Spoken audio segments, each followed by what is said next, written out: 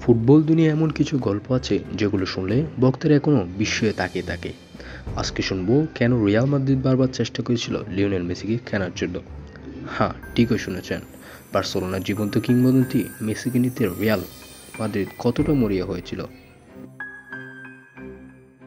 Messi যখন Argentina নিউল বয়সে গেলে তখন থেকে ইউরোপের বড় ক্লাবগুলো স্কোরদের চুকে পড়ে। রিয়াল মাদ্রিদের স্কোররাও এর নাম জানতো, কিন্তু বার্সা তাকে স্পেনে নিয়ে যায়, চিকিৎসা দায়িত্ব নেই, তার পরিবারকে সাহায্য করে, আর এখানেই রিয়াল মাদ্রিদ পিছিয়ে পড়ে। সবচেয়ে আলোচিত সময় ছিল 2011 সাল থেকে 2013 সাল। মেসি তখন বিশ্বসেরা খেলোয়াড়, বার্সেলোনায় ট্রাবল জিতানোর নায়কও হচ্ছেন তিনি। তখন Real Madrid president Florentino Perez মেসিকে দলে নেওয়ার স্বপ্ন দেখেন। স্প্যানিশ সাংবাদিকদের মতে রিয়াল মাদ্রিদ এমনকি 250 মিলিয়ন ইউরো বাই আউটক্লজ শোধ করে তাকে কেনার পরিকল্পনাও করেন। তারা মেসির এজেন্টের কাছে বার্তা পাঠায়, আপনি চাইলে আমরা পুরো ক্লজ শোধ করব। কিন্তু মেসি স্পষ্ট জানিয়ে দেন বার্সেলোনা ছেড়ে রিয়ালে যাওয়া অসম্ভব। তাদের চিরপ্রতিদ্বন্দ্বী হয়ে খেলার কথা মেসি কোনোদিনও ভাবেননি।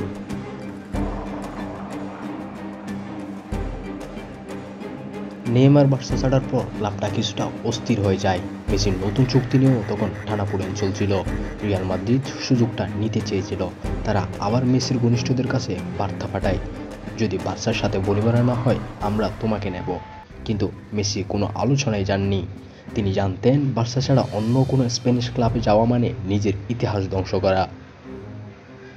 2021 সালে যখন বার্সা মেসিকে রাখতে পারল না, মেসি ফ্রি এজেন্ট হয়ে যান।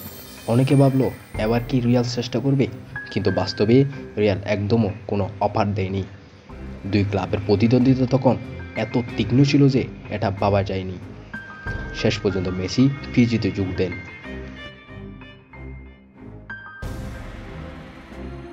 সংক্ষেপে বললে রিয়াল মাদ্রিদ কখনো আনুষ্ঠানিক ক্লাব টু ক্লাব বিড করেনি, কিন্তু বারবার গোপন এজেন্টের পর্যায়ে যোগাযোগ করেছে।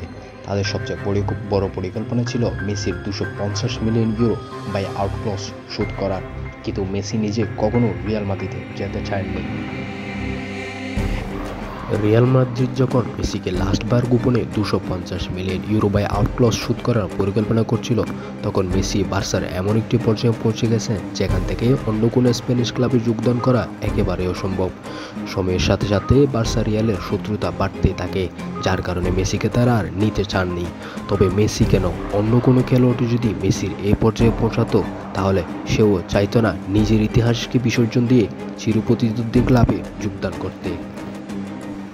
আজকে এ পর্যন্ত, ধন্যবাদ সবাইকে।